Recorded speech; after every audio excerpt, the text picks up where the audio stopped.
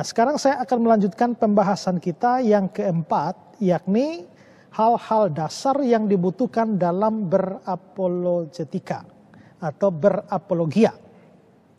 Nah, karena pelayanan apologetika ini adalah pelayanan untuk membela iman Kristen dari berbagai macam serangan, dan karena serangan terhadap iman Kristen juga sangat bervariasi dalam berbagai bentuk, maka memang kita tidak bisa hanya menghadapi ala kadarnya saja. Tidak, kita perlu sejumlah hal yang mendasar, atau kita perlu memiliki beberapa kemampuan untuk bisa masuk ke dalam pelayanan apologetika ini. Nah, pada bagian ini saya ingin menyampaikan pada kita hal-hal apa saja yang wajib diperlukan. Yang pertama adalah kita perlu menguasai atau menghafal ayat-ayat kitab suci. Kita perlu menguasai dan menghafal ayat-ayat kitab suci, karena kalau kita menghadapi satu ajaran yang tidak mempunyai dasar Alkitab, ataukah bertentangan dengan Alkitab, maka kita bisa membuktikan atau menghancurkan ajaran-ajaran itu dengan mempergunakan ayat-ayat kitab suci. Karena kita tahu juga bahwa firman Tuhan itu adalah salah satu senjata Allah. Di dalam pelayanan apologetika itu, seorang yang terjun ke sana itu perlu menguasai atau mempergunakan ayat-ayat kitab suci. Itu bisa terlihat dari seorang apologet yang diceritakan di dalam Kisah Para Rasul, yakni Apolos sendiri. Waktu Apolos masuk pelayanan ini, dia jelas mempergunakan kitab suci. Kisah Rasul pasal 18 ayat 28.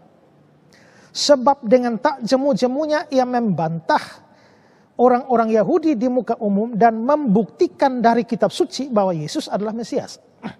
Jadi Apolos ini di dalam apologianya, dia membuktikan dari kitab suci.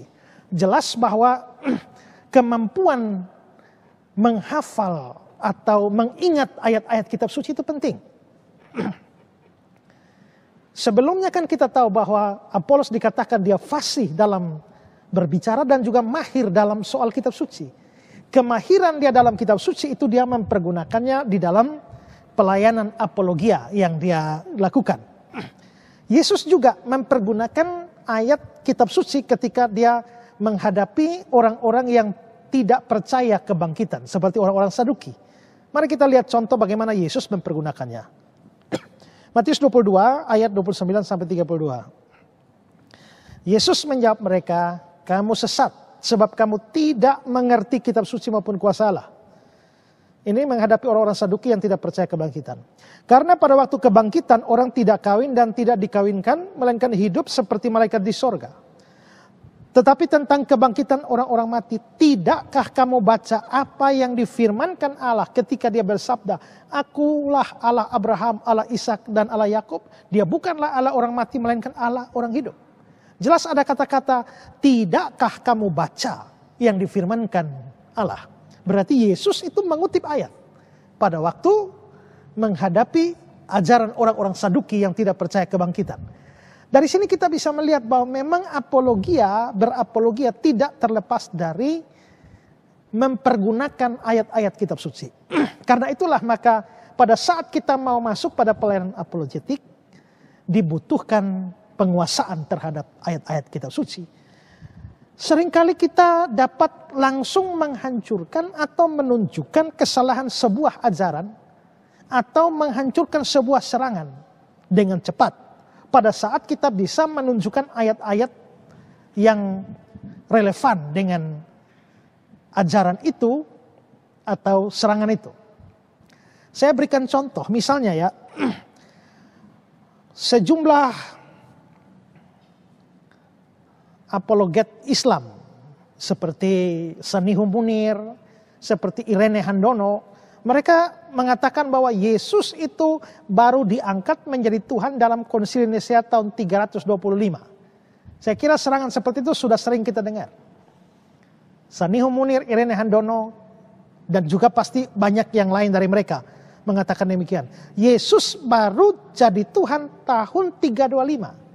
Ini sebenarnya gampang dipatahkan hanya dengan menunjukkan ayat-ayat di mana Yesus sudah disebut sebagai Tuhan sebelum tahun 325. Maka ketika mereka berkata Yesus baru diangkat jadi Tuhan tahun 325, gampang. Bagaimana mungkin itu benar sedangkan Yesus waktu lahir itu sudah disebut Tuhan. Lukas 2 ayat 11. Hari ini telah lahir bagimu juru selamat yaitu Kristus Tuhan di kota Daud. Berarti waktu lahir sudah disebut sebagai Tuhan. Jangankan itu, sebelum lahir pun sudah disebut sebagai Allah. Dalam nubuatan Yesaya 9 ayat 5. Sebab seorang anak telah lahir untuk kita, seorang putra diberikan untuk kita, lambang pemerintahan ada di atas bahunya, dan namanya disebutkan orang, penasihat ajaib, Allah yang perkasa, El Gibor. Ini dalam kitab Yesaya 750 tahun sebelum Yesus lahir. Berarti Yesus disebut Allah yang perkasa 750 tahun sebelum dia lahir.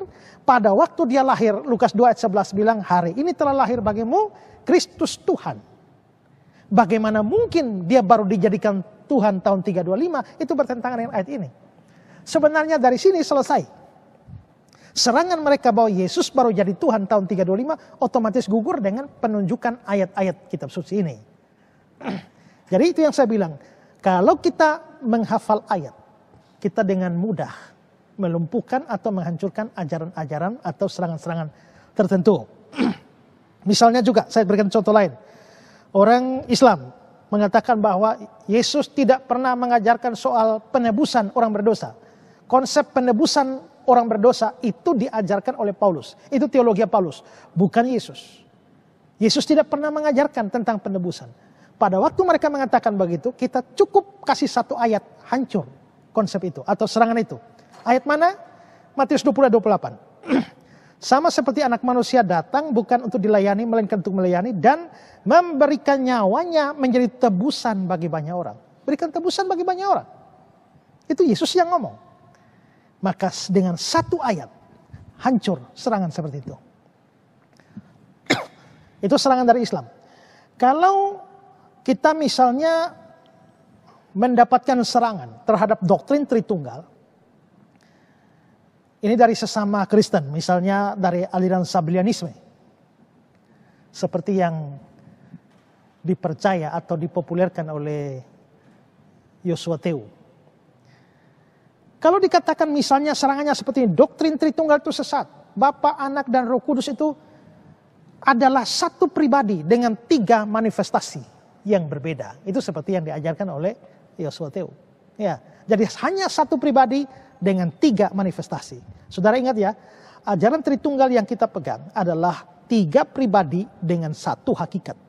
1 hakikat itu tunggalnya, 3 pribadinya itu trinya, maka ada Tritunggal. Tapi Sabellianisme itu tidak menerima ada 3 pribadi, hanya menerima 1 pribadi, dan Bapa, Anak, Roh Kudus hanya manifestasi berbeda. Ya, seperti saya kalau di gereja sebagai pendeta, kalau di kampus sebagai dosen, di kampus yang lain saya sebagai mahasiswa, karena saya juga lagi kuliah S3, jadi lagi jadi mahasiswa. Maka ada pendetanya, ada dosennya, ada mahasiswanya, tapi orangnya cuma 1, pribadinya cuma 1, yaitu Ezra. Nah itu Sabellianisme begitu. Nah kalau Sabellianisme menyerang doktrin Tritunggal sesat, Bapa, Anak, Roh Kudus itu hanyalah 3 manifestasi berbeda dari 1 pribadi. Begitu muncul, kita sebenarnya bisa menghancurkan dengan menunjukkan bahwa ada ayat-ayat yang menunjukkan bahwa 3 pribadi itu muncul bersamaan pada satu waktu. Misalnya waktu Yesus dibaptis. Matius 3, 16-17. Sesudah dibaptis, Yesus segera keluar dari air. Lalu langit terbuka dan dia melihat roh Allah seperti burung merpati turun ke atasnya. Lalu terdengarlah suara dari sorga yang mengatakan, inilah anakku yang kukasihi, kepadanya aku berkenan. Berarti ada Yesus, ada roh Allah, lalu ada suara Bapa. Bagaimana mungkin 3 manifestasi bisa muncul atau hadir bersamaan pada satu waktu? Itu tidak bisa, tidak harus 3 pribadi berbeda. Ya, juga kalau menganggap seperti Joshua Teu, menganggap bahwa Bapa itu ya Yesus itu ya Roh Kudus ya Bapa itu. Jadi hanya 1 pribadi. Kalau dianggap seperti itu gampang diruntuhkan. Gampang diruntuhkan kalau kita ingat ayat. Ayat misalnya Yohanes 5, 31, 32, 37. Yesus bilang, kalau aku bersaksi tentang diriku sendiri, maka kesaksianku itu tidak benar. Ada yang lain yang bersaksi tentang aku. Yang lain. Yang lain itu siapa?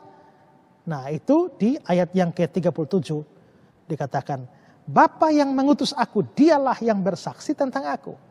Nah, perhatikan ayat ini bahwa Yesus itu bicara tentang ada yang lain. Yang bicara Yesus. Tapi dia bilang ada yang lain. Berarti Yesus itu lain dong dari Bapa. Bagaimana kamu bilang Bapa itu ya Yesus, Yesus itu ya Bapa? Sekarang. 1 Yohanes 2 ayat 1.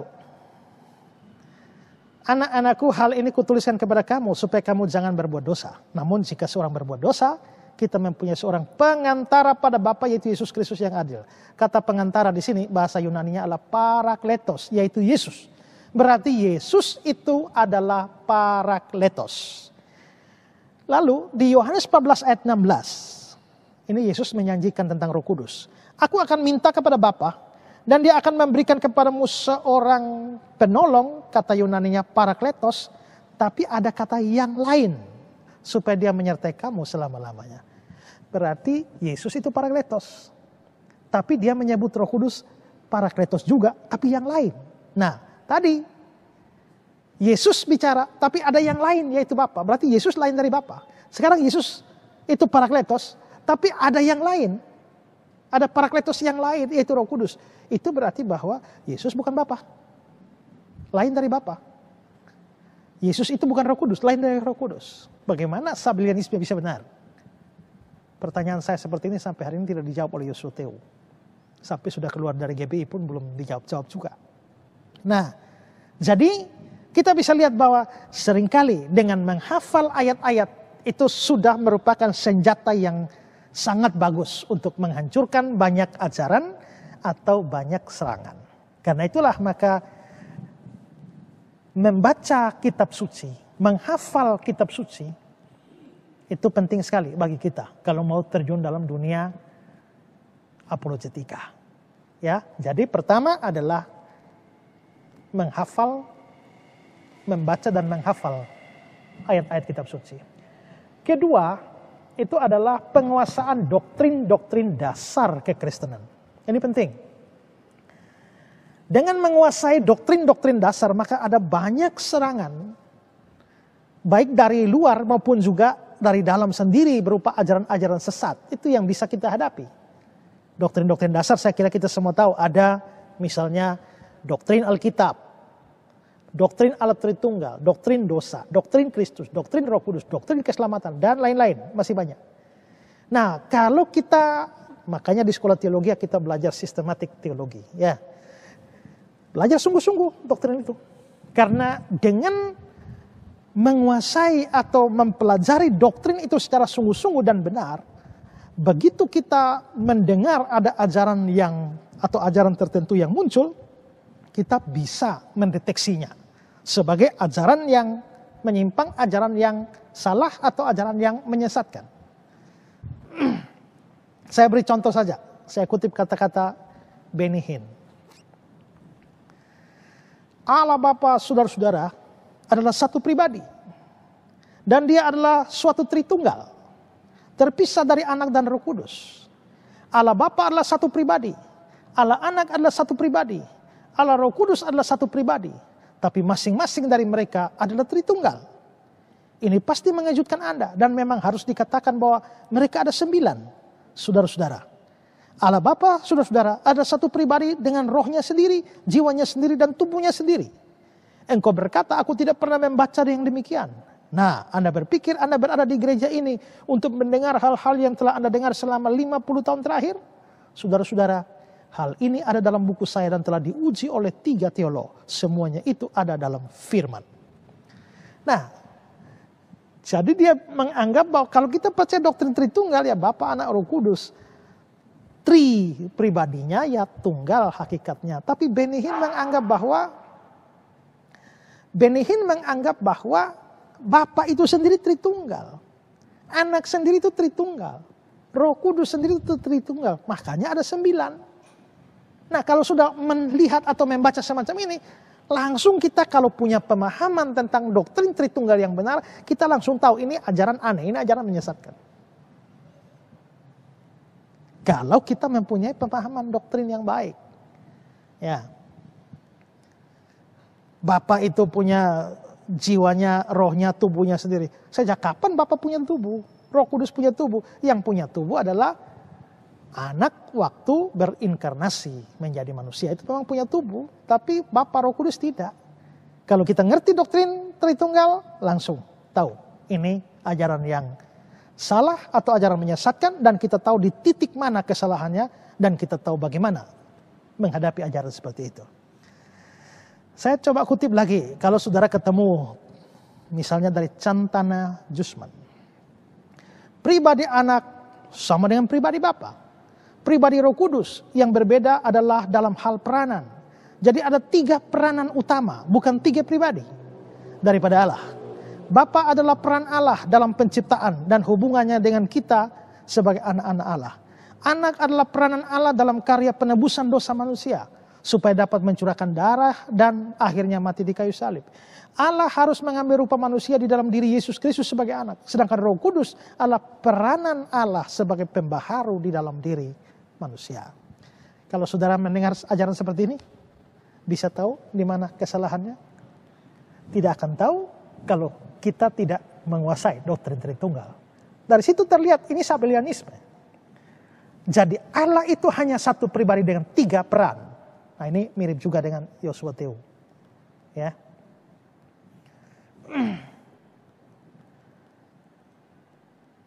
Bayangkan kalau orang tidak ngerti. Orang awam yang tidak mengerti doktrin Tritunggal, dia sudah pasti amin saja. Saya kutip lagi. Berikan. Dari Suhento Liao. Kepada orang yang mau bergabung sebagai murid diminta untuk membuat pengakuan imannya di hadapan jemaat. Dan menyerahkan dirinya untuk ditenggelamkan ke dalam air. Dalam nama Allah Bapa, Putra, dan Roh Kudus, yaitu Yesus. Saudara perhatikan yang saya garis bawah itu. Allah Bapa, Putra, dan Roh Kudus, yaitu Yesus. Jadi dia menganggap bahwa Yesus itu ya Bapa, Putra, Roh Kudus. Kalau kita tahu doktrin Tritunggal dengan benar dan Kristologi dengan benar, ya gampang saja letak masalahnya. Yesus itu adalah nama diri yang diberikan kepada pribadi kedua dari Tritunggal Sang Anak waktu dia jadi manusia. Jadi Bapa bukan Yesus, Roh Kudus bukan Yesus. Nah ini mirip-mirip Yosua Teu juga.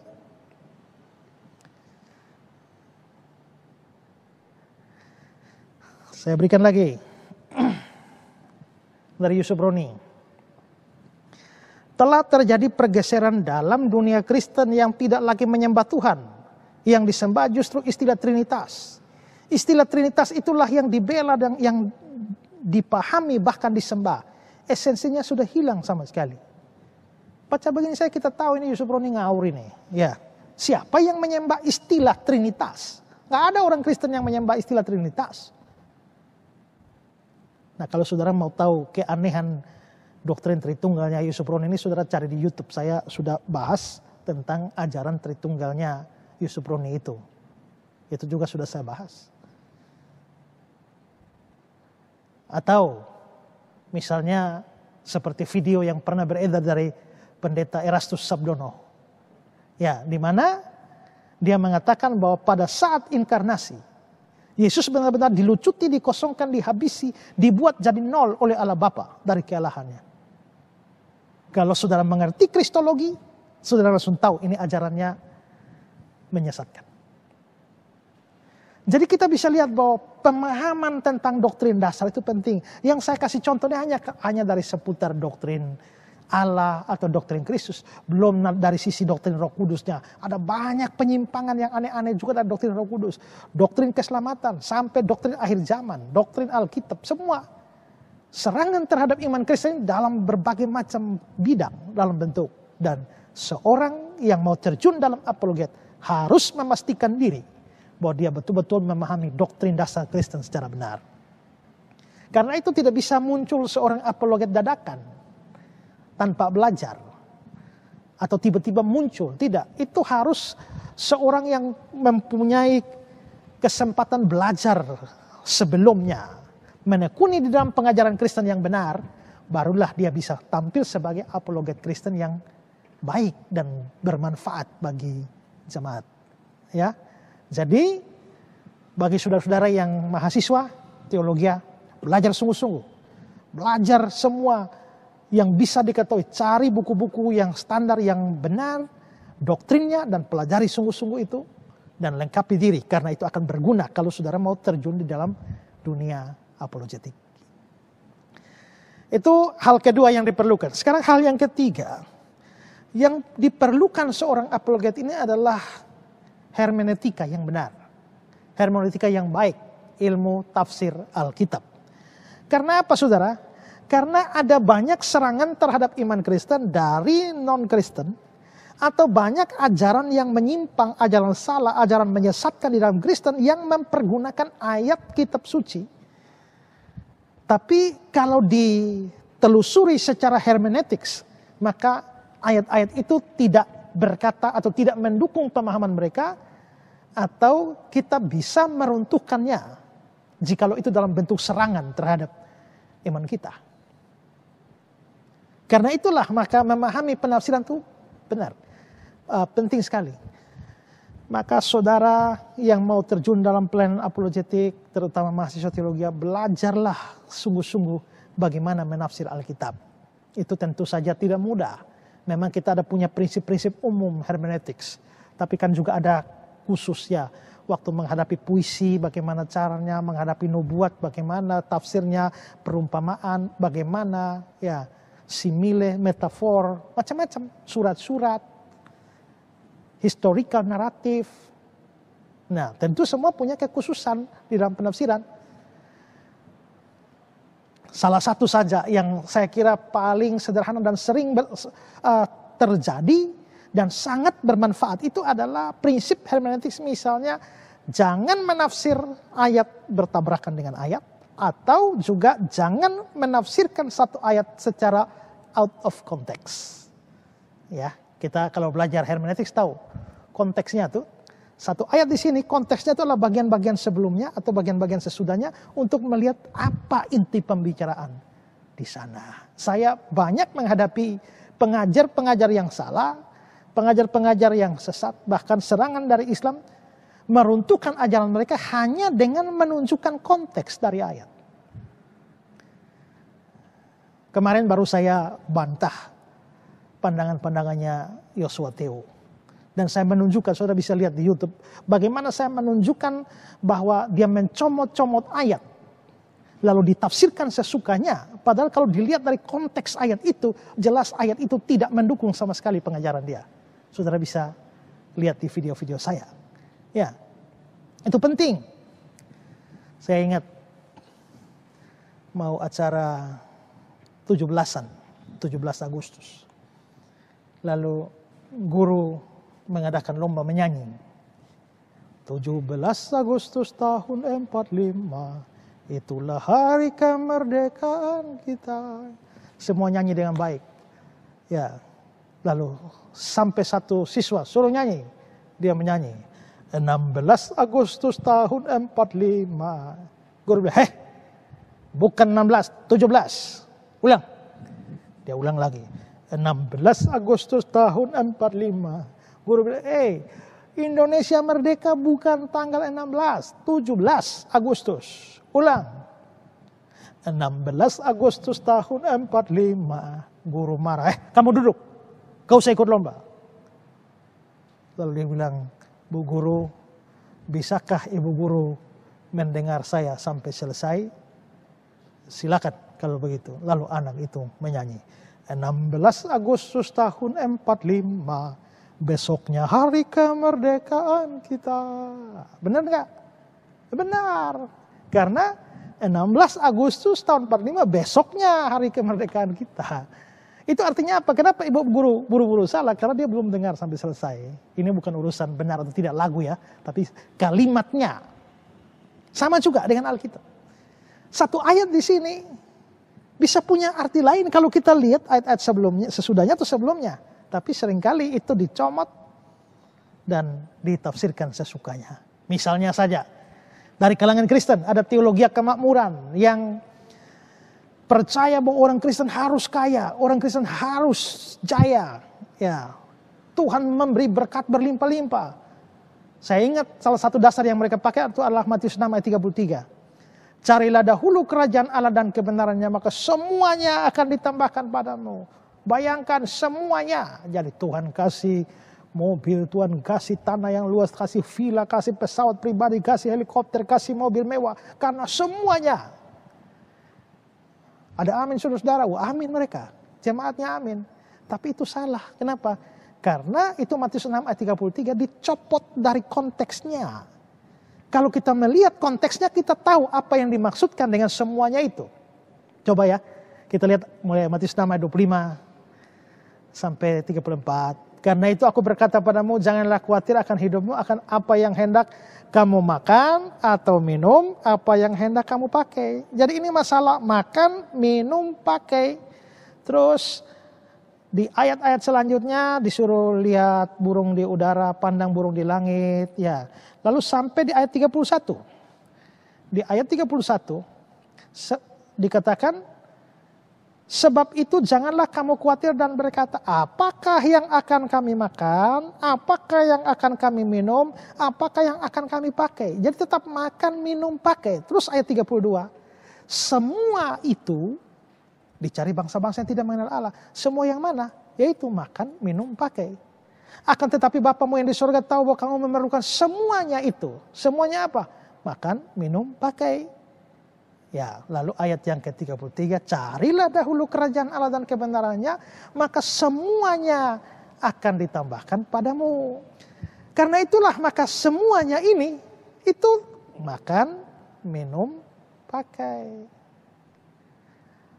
Tidak ada pesawat di situ, tidak ada helikopter di situ, tidak ada mobil mewah di situ. Berarti semua yang dimaksudkan itu adalah kebutuhan primer kita. Nah, tapi begitu diartikan, diambil oleh orang teologi kemakmuran, lalu dihantam ke semua mobil, pesawat, apa segala macam, itu artinya mencomot ayat lepas dari konteks. Nah, ini kan hermeneutika sederhana. Nah, saya beri contoh dari serangan dari Islam. Saya pernah mendapatkan serangan seperti itu. Mereka bilang begini, bukankah kitab suci sendiri mengatakan bahwa orang yang mengaku Yesus itu Tuhan akan masuk neraka, tidak masuk surga? Saya rasa-rasa kok tidak pernah tahu ada ayat orang percaya Yesus Tuhan masuk neraka, justru percaya Yesus masuk surga.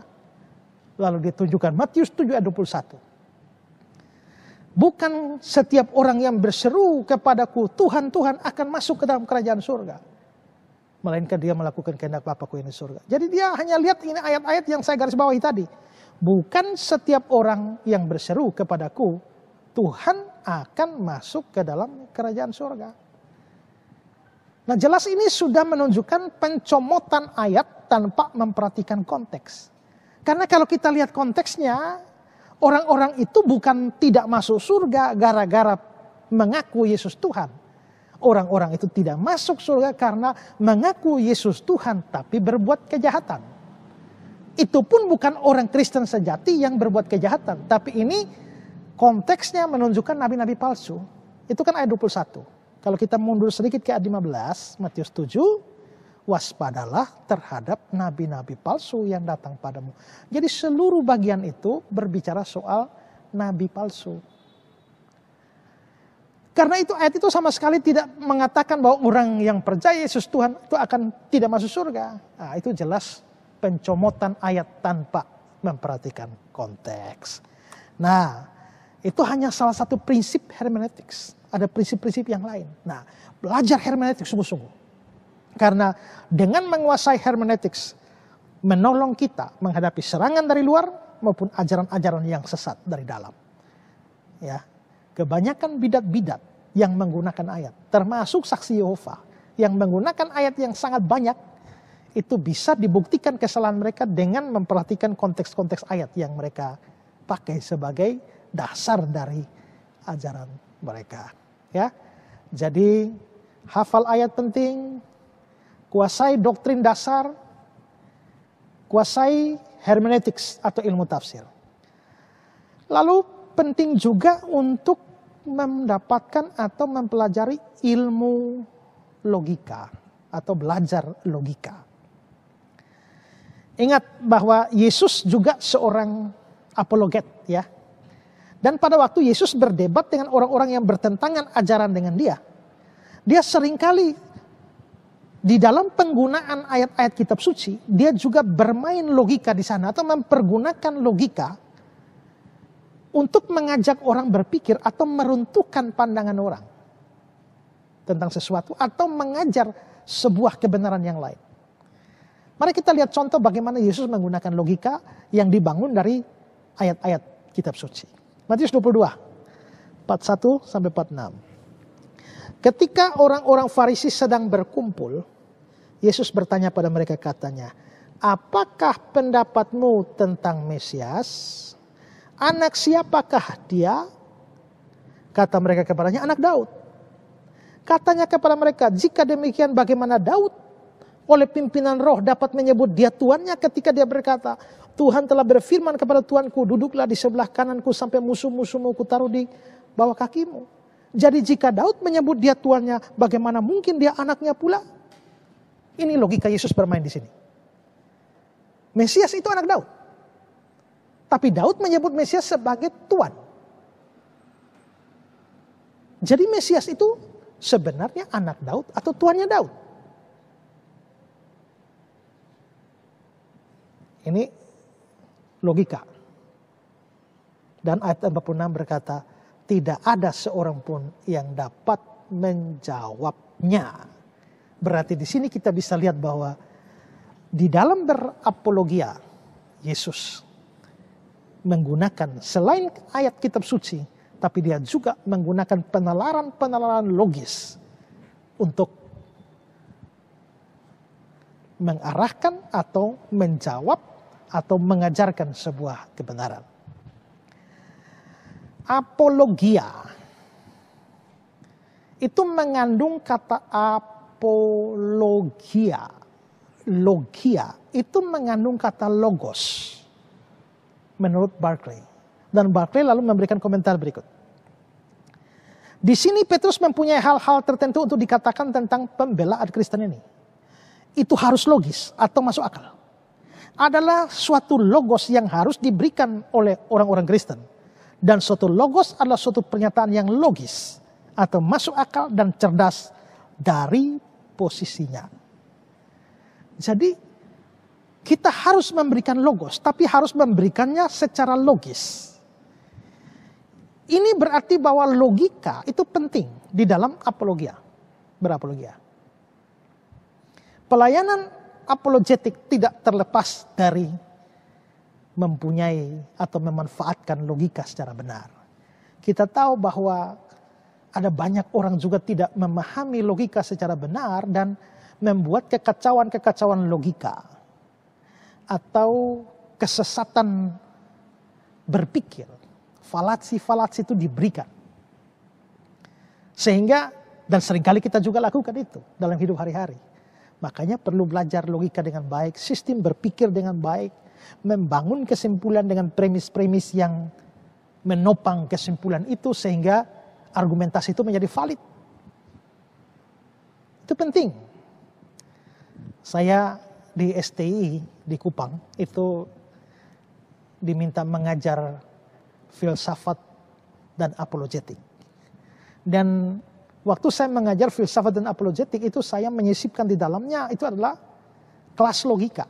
Jadi mengajar kita bagaimana kita cara berpikir dengan benar. Kalau kita menguasai logika dengan benar, maka kita dengan mudah menghadapi serangan-serangan yang tidak logis. Kita bisa menemukan ketidaklogisan di dalam serangan-serangan terhadap iman Kristen.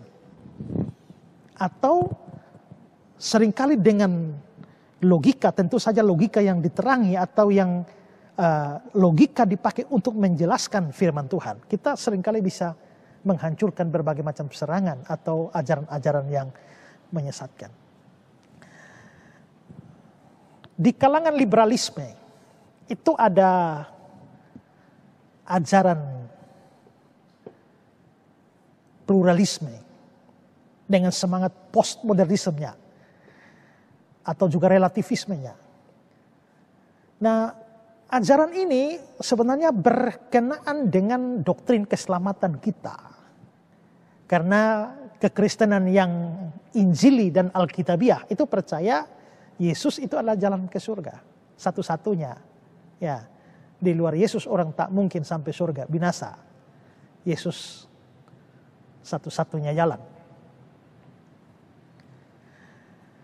Tapi di kalangan liberal mereka tidak mempercayai itu.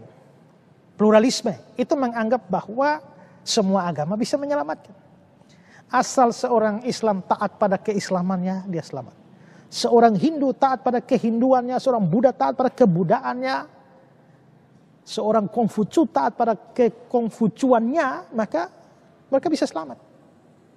Itu jelas bertentangan dengan banyak ayat kitab suci dan orang Injili pasti tidak menerima itu. Tapi ada pandangan inklusivisme. Nah, ini jauh lebih bahaya. Inklusivisme ini menganggap bahwa Yesus memang satu-satunya jalan. Tapi bukan berarti yang akan selamat masuk surga hanya orang Kristen.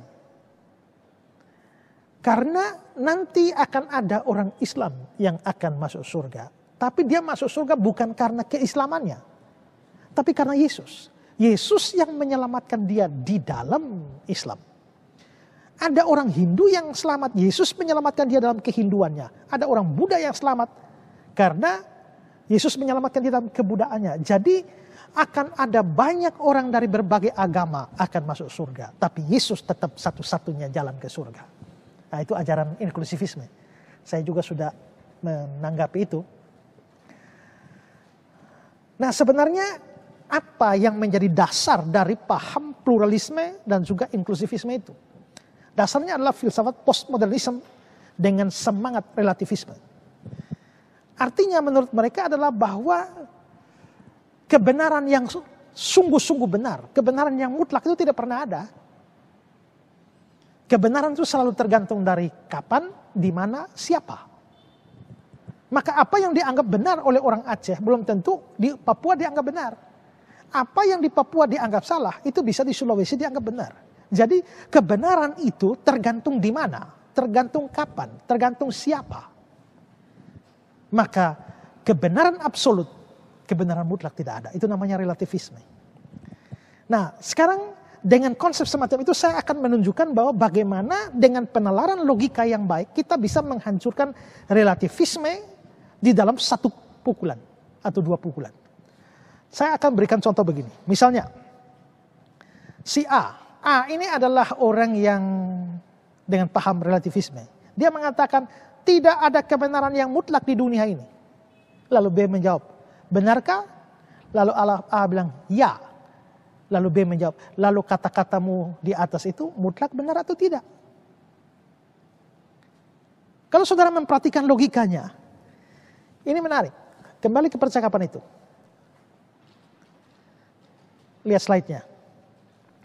Saudara lihat ya, si A bilang tidak ada kebenaran yang mutlak. Lalu B tanya, benarkah? Ya. Lalu B bilang, kalau tidak ada kebenaran yang mutlak, terus kata-katamu itu mutlak benar atau tidak? Kalau A menjawab mutlak benar, maka dia sedang mematahkan sendiri teori dia bahwa tidak ada kebenaran yang mutlak di dunia. Tapi kalau dia menjawab tidak mutlak benar, maka konsekuensinya itu hanya berlaku untuk dia. Dan karenanya tidak berlaku untuk kita yang lain. Maka di sini relativisme menjadi gugur. Hanya dengan sebuah penalaran logika yang baik. Dengan satu atau dua pukulan hancur. Ini pentingnya logika. Atau saya pernah ditanya oleh orang Kristen ya, orang Islam ya. Dan saya memakai penalaran logika ini untuk menghancurkan serangan dia. Saya akan menunjukkan ya. Saudara lihat percakapan. Saya tidak percaya Yesus adalah Tuhan atau Allah. Karena Yesus tidak pernah mengatakan dari mulutnya, aku adalah Tuhan. Terus saya jawab, jadi kamu hanya mau percaya apa yang Yesus omong? Dia bilang, tentu. Terus saya tanya, yang Yesus tidak omong kamu tidak percaya? Dia bilang, ya. Lalu saya tanya, kamu percaya Yesus bukan Tuhan atau Allah? Dia jawab, ya. Terus saya tanya, kapan Yesus pernah ngomong, aku bukan Tuhan atau Allah? Coba berikan ayatnya. Yesus tidak pernah omong seperti itu, kata dia. Lalu saya bilang, kalau Yesus tidak omong bahwa dia bukan Allah, mengapa kamu percaya dia bukan Tuhan atau Allah? Bukankah kamu hanya mau percaya apa yang dia omong? Nah, ini logika terbalik. Dia menuntut bahwa harus ada omongan Yesus. Aku Tuhan, baru dia mau percaya. Jadi berarti dia tidak percaya Yesus Tuhan. Kalau begitu dengan standar yang sama, kita tanya, kapan Yesus pernah bilang, aku bukan Tuhan? Kalau Yesus tidak pernah ngomong begitu, kenapa kamu percaya dia bukan Tuhan? Katanya kamu percaya apa yang Yesus ngomong. Kenapa Yesus tidak ngomong, kamu percaya? Nah itu kan hanya logis. Ya, hanya logika saja. Nah, karena itulah maka seringkali kita bisa mematahkan serangan dengan gampang hanya dengan berlogika secara baik. Terkait dengan logika ini penting untuk kita mengetahui apa yang dalam bahasa Latin disebut sebagai reductio ad absurdum. Itu semacam sistem logika untuk menghancurkan serangan lawan hanya dengan membalik atau memakai senjatanya untuk memukulnya kembali. Seringkali suatu serangan yang kelihatan hebat itu menjadi langsung hancur hanya kalau kita bisa pandai menggunakan reductio ad absurdum ini untuk membalas dengan standar yang sama. Saya mau berikan saudara contohnya ya, bagaimana saya membuat video-video singkat. Bagaimana menggunakan reductio ad absurdum ini untuk membalas kembali serangan terhadap kekristenan. Tidak panjang, kebanyakan hanya 1-2 kalimat hancur. Nah, saya mau menunjukkan ini, saudara lihat beberapa contoh video saya. Dikapak-kapakkan sayapnya, digeleng-geleng kepalanya, agar tubuh sehat dan kuat, untuk dapat memuji Tuhan. Digoyang-goyang kaki kanan, digoyang-goyang kaki kiri, agar tubuh sehat dan kuat, untuk dapat memuji goyang kiri, hoi, goyang kanan, hoi, putar ke kiri, putar ke kanan, goyang kiri, hei, goyang kanan, hei, putar ke kiri, putar ke kanan. Yesus di dalam rumahku, senang-senanglah, senang-senanglah, senang-senanglah. Yesus di dalam rumahku, senang-senanglah, senang-senanglah。主耶稣在我家庭中，快乐快乐呀，快乐快乐呀，快乐快乐呀。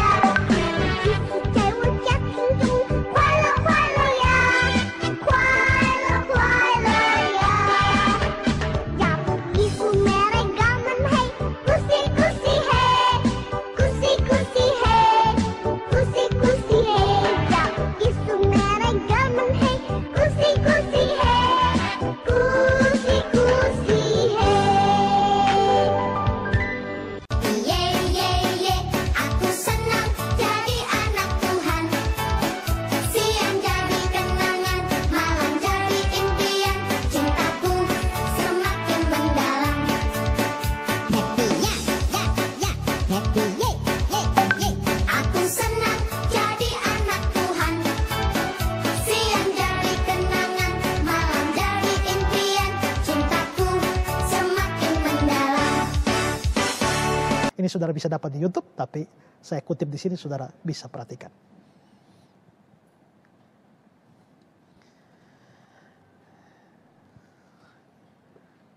Nah,